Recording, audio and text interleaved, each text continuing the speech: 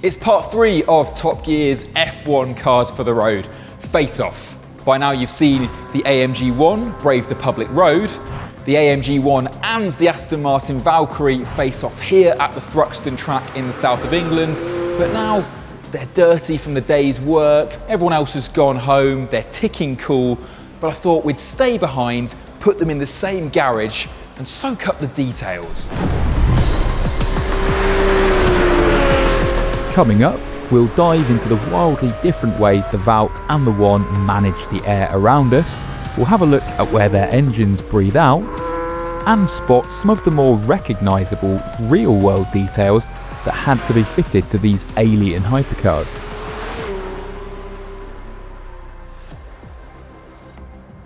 All that's to come, but right now let's just give thanks for the fact that these cars are here at all, because for the longest time we thought they might not be. I mean, it was way back in 2016 we heard of something called the codename Project Nebula, this mysterious collab between Aston Martin and Red Bull Advanced Technologies and an aero genius called Adrian Newey.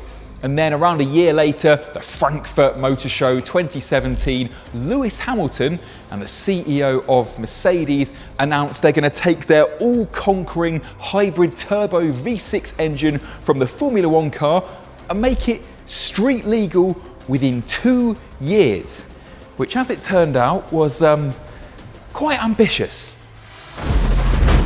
So the first thing that these cars have in common is really difficult childhoods. COVID lockdowns, part shortages, supply chain disruption, economic turmoil, and the sheer complication of actually building, testing, and homologating these cars was a nightmare. Aston Martin got through 2 CEOs.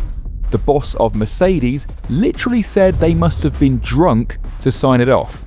But finally, Aston got the first of the 150 Valkyrie coupes out the door in the final weeks of 2021, and the first of the 275 AMG Ones reached patient customers in early 2023. Both cars have now finished production and are sold out, though Aston is still dining out on the Valkyrie with track-only versions like this summer's Valkyrie LM. Okay, so let's get stuck into all these details then. I've split this up into sections, starting with bodywork and aero. Seeing them together for the first time, what's weird is how much easier it is for your eye to read the AMG One next to that completely alien Valkyrie, which is all voids and tunnels and defined by what isn't there. This has the silhouette of a kind of conventional Group C endurance racing car from the 80s or the 90s. Around the back, there's a bit of CLK GTR to it.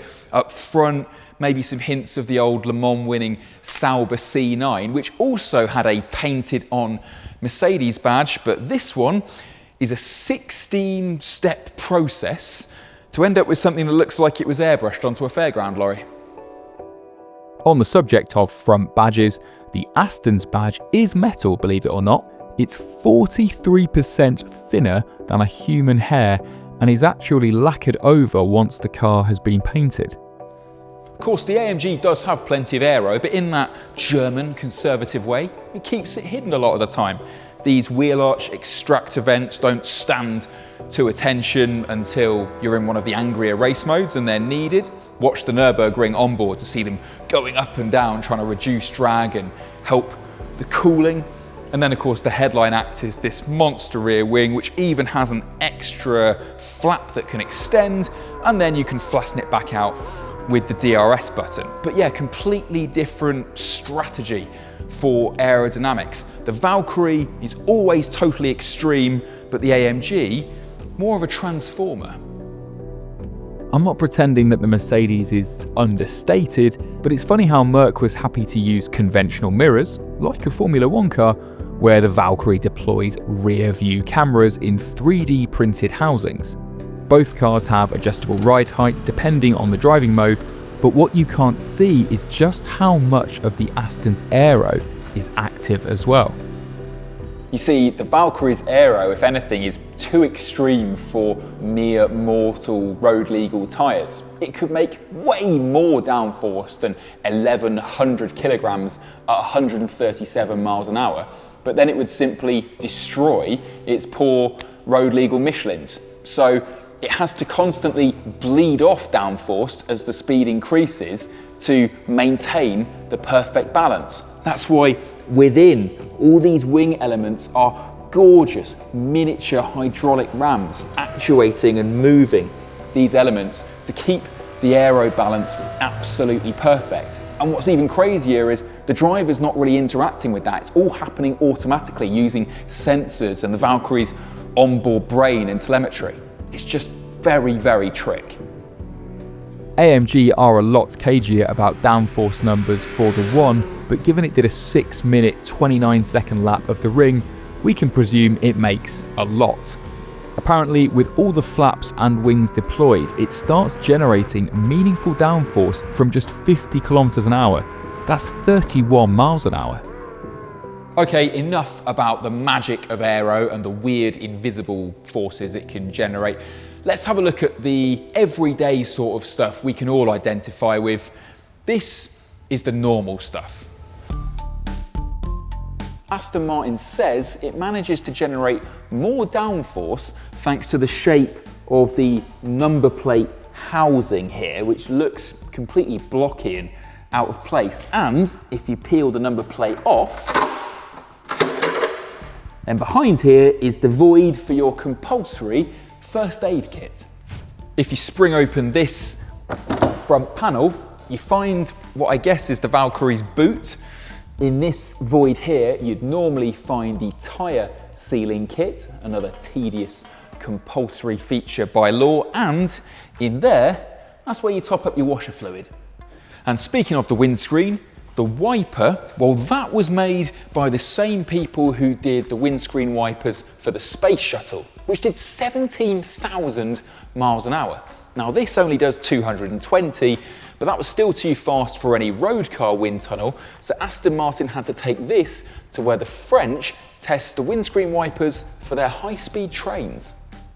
Door handles. The AMG One has this physical flap, and you have to pull the door open yourself, whereas the Aston Martin Valkyrie has a hidden rubber button and, get this, lightweight doors with soft close. Standard AMG wheels were forged aluminium, optional are forged magnesium, which are lighter but both have aero faces to extract turbulent air from the wheel arch. These are the lightest Valkyrie wheels, but the spiderweb design was definitely more gorgeous. Tyres? Well, the AMG uses bespoke Michelin Cup 2Rs, which are so perfectly tailored for its weight, downforce and performance, you even get a picture of an AMG One on the sidewall. The Valkyrie actually uses N-rated Porsche spec Michelin Pilot Sport Cup 2s with Cup 2Rs available as an option for that spare set of wheels I mentioned earlier. What about exhaust pipes? Well, the Merc uses a triple outlet, obviously inspired by Formula One, but it's in good company there, isn't it? Ferrari F40, Honda Civic Type R, but I prefer the Valkyrie's twin pipes because engineering mayhem went on back here to stop the number plates melting. See, temperatures back here can reach 700 degrees C, which is why there's this heat shield here, another heat shield on the underside of the wing, and the reason the air is angled this way is because by blowing the hot air under the wing, they generate even more downforce. You'll see inside the Mercedes lots of bits you recognise from less exotic Mercs, but did you know just about the only bit of a Valkyrie that's shared with other Aston Martins is that reflector? Comes off a Vantage. Oh, and while I'm back here, this whole tailbone thing going on here, you've got the teeny little light for illuminating the rear number plate, and then snap this cover off the back of the rear crash structure and you have the charging port so it doesn't go dead when you're in your underground garage, and that is the Valkyrie's towing eye. Now, let's talk engines. Mercedes doesn't even call what lives under these two covers an engine. It's the PU106B. PU meaning power unit, and it's basically the power plant from the 2016 Formula One World Championship. 1.6 litres, V6, single turbo with the intake and exhaust tract split on either side of the block for improved efficiency and cooling. Now in the Formula One car, it idled at 5,000 RPM, revved to 15,000 RPM and made around 870 horsepower. Making that engine pass road car emissions and noise tests was hellish and required a lot of mods.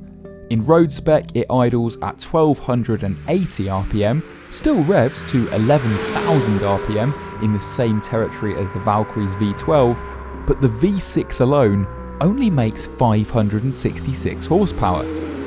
Then, in addition to the 120 horsepower e-motor on the turbo, there's a 160 horsepower electric motor on the engine's crankshaft, and then each front wheel has its own 160 horsepower e-motor, so in total it has 1,049 brake horsepower. Mercedes never even quoted a torque figure for the AMG One because they basically said this powertrain is so complicated it's impossible to calculate. With a claimed 0 to 62 mph launch of 2.9 seconds, 0 to 125 mph in 7 seconds, and a 219 mph top speed, the AMG One is outgunned and outrun by the Aston. The British car claims 0 to 62 in 2.6 seconds, 0 to 125 in 6.8, and a top speed of 224 mph. But while it's the road car lap record holder around Silverstone, it's never been set loose around the ring. Meanwhile, the AMG One holds street car records around the Green Hell, plus Monza, Hockenheim, and the Red Bull Ring.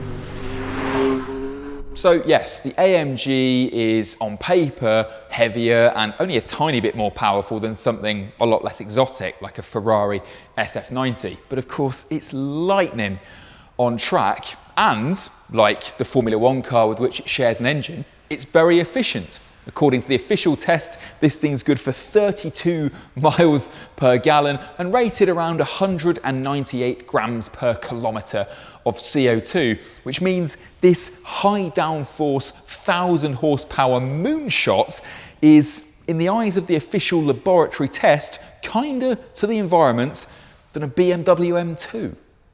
The Aston's powertrain isn't nearly as complicated to wrap your head around, but it is so impossibly exotic, and the packaging just boggles your mind.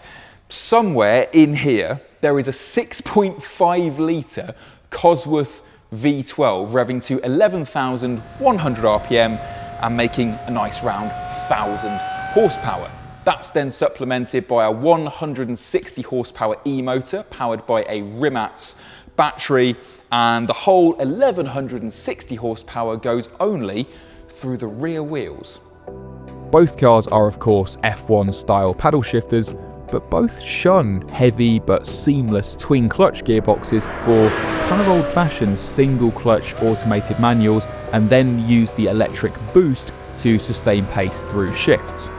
A good nerd fact, the AMG has a reverse gear, but the Valkyrie saves weight by using its e-motor to spin first gear backwards. Quick sidebar on weight actually. Aston Martin's target of a 1-to-1 horsepower to kilo ratio for the Valkyrie, yeah, that disappeared a long time ago. This is 1,355 kilos, claimed with all its fuel, lubricant and all that hydraulic fluid it needs for the aerodynamics, but that's still around 350 kilos lighter than the Mercedes. They claim 1,695 kilos for this thing, but as you'll see inside, it does have a lot more equipment. Lastly on the engines, service intervals. Infamously, the AMG One's F1 V6 needs a full factory rebuild after 50,000 kilometers or around 31,000 miles. It's said to cost somewhere in the region of 850,000 euros. which makes the servicing plan for a Valkyrie a complete bargain really, because the engine is rated for 100,000 miles between rebuilds, but the gearbox will let go sooner, so you need to get that seen to first. The engineers say each car's engine life will depend on how the owner has used it. Ones that do a lot of track days will need to visit the mothership for a teardown earlier than ones that just visit Cars and Coffee. So the first impressions when you jump inside an AMG One are, I just can't believe how unsupportive the seat is. I mean, F1 cars are supposed to have this laying back in the bathtub feeling, but there's just nothing to hold your legs in place. And I've pushed the pedals as far back as they go, but they're still too close for me. So yeah, I'm not buying one, am I? Then the steering wheel, obviously really F1 in shape, but all the buttons are really familiar Mercedes. I don't know why there's buttons for cancelling and accepting phone calls or voice control, because you can't hear yourself think in here. And then I do like how they've stylised the cruise control, because yes, it does have cruise control as a pit speed limiter. These extra buttons up here, your push to pass, neutral, flash the headlights, all very F1 and trick, but the DRS button, Jethro was saying, too difficult to reach when you're going flat out. Then down here, your mode switches, again, familiar from other AMGs, but the modes they bring up aren't. So you have individual, I guess we're familiar with that, and EV, of course. Then race safe is the default mode. Race mode is the same, but with more regen, more harvesting of power. And then if we bring that screen back up, then you get into Race Plus and the max attack one, Strat 2. That is your everything Lewis hammer time setting, what you'd use in the final lap of qualifying. So that's what's happening on the screens here. Obviously the modes are changing in the center, very clear driver's display ahead of you. But this screen, the rest of the time, it's just regular Mercedes infotainment, except when you flick into the settings menu, it's an AMG One on the screen. What about practicality then? Well, this is your storage. That's where Mercedes keeps their emergency high vis and tyre gunk. You have to kind of elbow that closed. And then storage-wise, it's basically this cubby hole in here where we find our AMG One key, which is just a normal Mercedes key with one written on it. And, oh yeah, these are crucial. You buy an AMG hypercar and for free, you get a set of posh earbud headphones to drown out the noise, but given this has been lent to us by a very generous owner, I'm not going to get my earwax on them. Compared to the spaciousness of the Mercedes, life in an Aston Martin Valkyrie is a lot more claustrophobic. Yeah, you really do get the sense that Adrian Newey designed his perfect aero package and then left Aston Martin to figure out trifling inconveniences like where the humans might go. That's why I've taken the steering wheel off to get inside, because it just makes access so much easier.